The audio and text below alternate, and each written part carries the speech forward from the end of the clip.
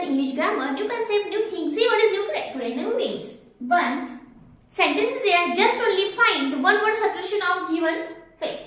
See, then what is the answer of this question?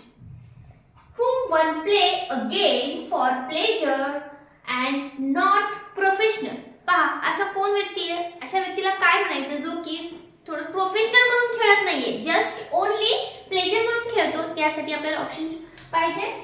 Veteran म्हणजे काय? अनुभवी. प्रत्येकाचा अर्थ जर तुम्हाला माहिती असेल तर तुम्ही इझी जाऊ शकता, म्हणून हा ऑप्शन होत नाही. प्लेयर आपण नेहमी म्हणून प्लेयर म्हणतात, त्याला काही पण करू जा खेळाडू आहे नाही, या ठिकाणी तो येत नाही ऑप्शन. कॉन्सियर याचा सुद्धा अर्थ असतो विशेष तज्ञ म्हणून आपण याचा अर्थ घेतो असतो, त्यामुळे हा पण येत नाही. मग लास्ट वन आहे amateur years, त्याला म्हणायचं एक हाऊस म्हणून खेळतोय तो, not of professional. The answer of this question is option number 4. Okay.